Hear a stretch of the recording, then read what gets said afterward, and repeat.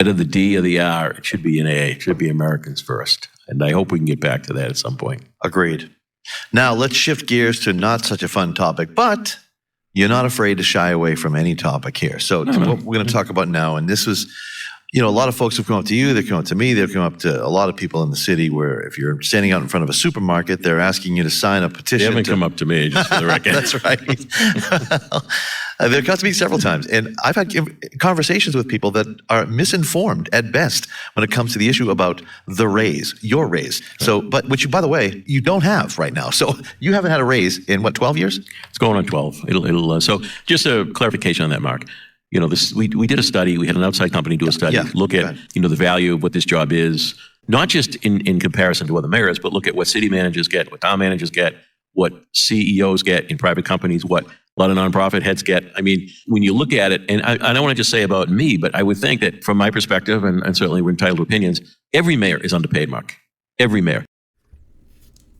Mayor Koch said the city salary study from the Dormanson report looked at private CEOs, nonprofit heads, and other mayors, but that's not what the report actually says. The final analysis only includes town and city managers. None of the elected mayors that Mayor Koch is hinting at show up in that report.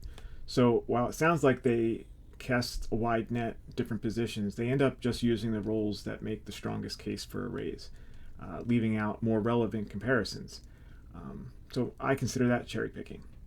If you're going to raise the mayor's salary, you should have had a fair and balanced study that included the position that we're talking about. And I know Mayor Koch doesn't like what mayors get paid. Most people don't like what they're getting paid. I agree. The bar is low on the salary thing. So to make just the argument we should compare him just against other mayors doesn't really do it. We should look at city managers, and they're all well above mayors. And city managers, the mayors that are in strong mayor form of government, we do all of it. They're 70, 80-hour weeks. It's the day job. There's things that happen at night. There's things you have to be at night. There's weekend events constantly that the mayor's expected to be there. What he's trying to do is change what mayors across the country get paid. And no thanks. I don't think Quincy needs to be setting the trend for doubling mayoral salaries in America. Another reason why I don't like relying on the city manager comparison. The city managers are hired and fired way differently. And I don't think Mayor Koch would appreciate that being brought over to his current position. The city managers and town managers, they work for the elected body like the city council or the town council. They don't actually work for the people. They work for those legislative bodies. Can you imagine Mayor Koch being okay with working for the city council? I can't. So that means, if the city council is upset with the debt the city's in, they could fire him and bring in somebody else who they think will help them erase that debt. So one of the key differences is the mayor is an elected official. Elected officials make less money. The president of the United States doesn't make as much as the CEO. The governor of a state doesn't make as much as smaller company CEOs. It's just not part of the deal. Elected officials make less money. It's not meant to be a lifelong career. So what a mayor is supposed to do is come in, serve the people for whatever length of time fits, and then go back into the private sector to make their fortune. They're not supposed to make their fortune through their salary in the city. Let me just stay on this while it's in my head, Mark. I mentioned Worcester, I mentioned Cambridge. There are town managers that are well into the 200s that are the third of the size of Quincy. Holbrook, for example. Holbrook, the interim town manager of Holbrook, won't get into names. She's at $185,000. It's a $46 million budget, about 10,000 people. $46 million, ours is a $500 million budget. 10,000 people, $105,000. I could go on and on the comparisons, the amount of police, fire, employees, size of the school, et cetera, et cetera. Koch's using some selective comparisons here. He brings up the interim town manager of Holbrook, and he kind of does it in a cute way. He's talking about Ann Mahoney, who's running for at-large counselor here and ran against him for mayor 2 years ago. Ann Mahoney reported salary is $185,000, and Holbrook has a $46 million budget. And the mayor is bringing up that Quincy has a $500 million budget, give or take. And so therefore he should be making more if that's what Holbrook's going to make. But then they get away from that when you point out that the $285,000 salary of the mayor, got approved last year, puts him above the mayors of Boston and New York. Boston has a $4 billion budget, and New York has like a $115 billion budget. And he believes that his salary should be higher than what they're making. To be fair, he's saying they should make more too, but they don't. So basically he's saying he wants to set the market on what mayors make and ignore the rest of the country and what they've decided and what they've gotten approved. So this isn't about Tom Koch. It's about the position. It's about the responsibility of overseeing a $500 million budget, several thousand employees, the head master developer, working with investors, working with all of the elected officials at all levels of government, whether it's the governor, whether it's a state delegation, whether it's Steve Lynch or Ed Markey, I mean, on and on. I mean, you're in the midst of all of it. And I've often said, as mayor, you could do as much as you want or as little as you want. And I think if you look around the city, you'll see that this administration has produced. Okay, there's a couple things here to unpack. The mayor says things two different ways sometimes.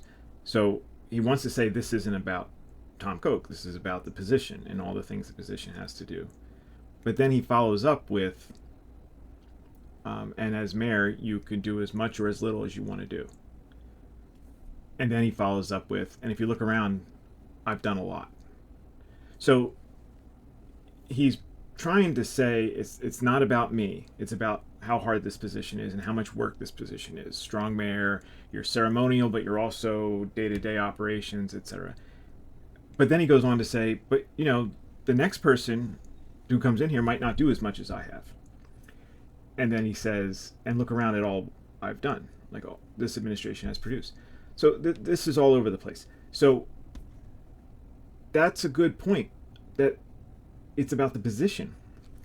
So when I'm out there getting signatures, sometimes I get somebody who is for the raises. Not often, but probably in a 2-hour shift, I get 1 or 2 people who defend the raises.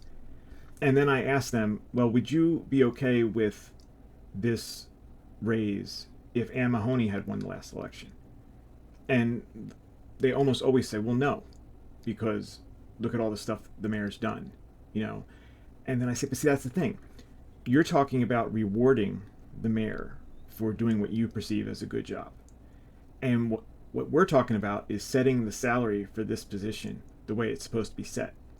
Because you have no idea who's going to win the next mayoral election. So you can't go backwards. You can't say, I'm okay with a $285,000 salary because Mayor Koch has earned it. Because it's not how public service works. You don't reward, you don't get bonuses in public service. And you don't know if he's going to run again. You don't know if he's going to win again. So if you're for this raise because of how happy you are with what the mayor has done, that's not how this works, because you don't know who's going to get this salary. Then next, he says it's not about me, but then he goes on to say, look at all the stuff I did. So again, it feels like we're trying to argue both ways. So if you want to take the analysis of, okay, compare him to a head of a private corporation, well, I would be at $750,000 and be getting bonuses. And I'm not suggesting that should be. Right, this is public service. Yeah. It's different. Yeah, look at that. I just said that.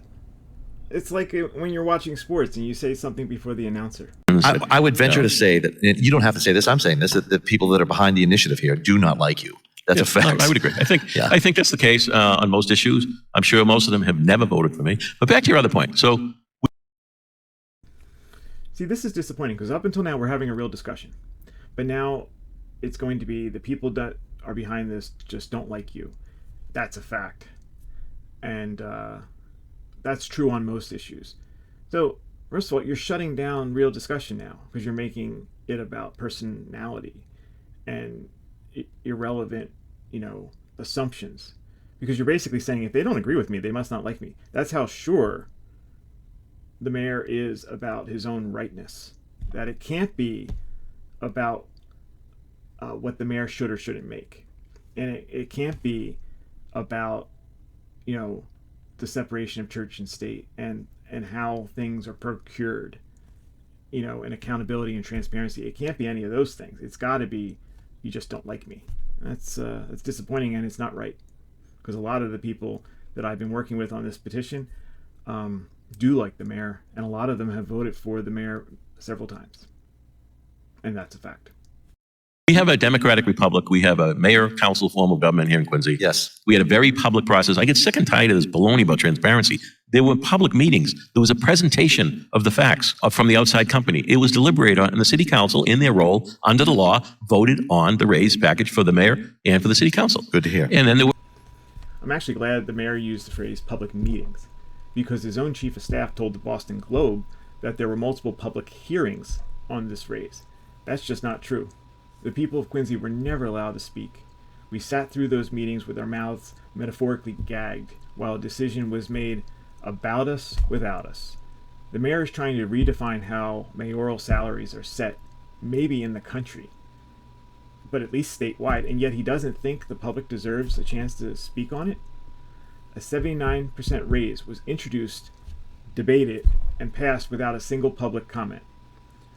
That's not leadership. That's not transparency. That's baloney. that's whatever it may be. And now back to the point you were trying to make, I believe, correct me if I'm wrong. Yes. But the point about getting a petition on the ballot for the public to make decisions on things, if we did that on every major issue, nothing would get done. Do you think the people of West Quincy, South Quincy, Squantum, and North Quincy would vote for a seawall for Adam Shore? Probably not. And the Kincaid Park program that we did a few years ago in Southwest Quincy. Yes, right. The people in House Neck and Marymount and Beechwood Knoll would probably not vote to support that. Yes, correct. That's why you can't look at it in Say that way. again. So, well, I mean, the point is, if every decision that we had to make was put on the ballot, we wouldn't get most of this stuff done, because people get very parochial to their neighborhood, their street, and their part of the city. Why should I pay for that seawall for those people that live on the waterfront and enjoy that every day to be flipped? And if you live on the seawall down there, why should I pay for the $6 million Kincaid Park I'm never going to use? Correct. So, you get down that rabbit hole, and it's dangerous. Yeah. Okay, this is like a false dichotomy, false dilemma being presented here. Nobody is suggesting that we should do things only by ballot, or that we should start deciding things by ballot on a regular basis. The last time we've had something decided by ballot for the city was when the mayor's term was changed from 2 to 4 years. I don't remember this worry coming up then. That's all I had time for last night. I got tired. So you'll see. We have a fundamental difference of opinion. That's okay. If you'd like to sign the petition, Quincy Citizens for Fair Raises are out at Stop and Shop Southern Artery Friday night, the 19th, from 5 to 7, give or take. And they're at the parking lot across from Central Middle School and Veterans Stadium on Merrymount Parkway and Hancock, Saturday and Sunday during the day.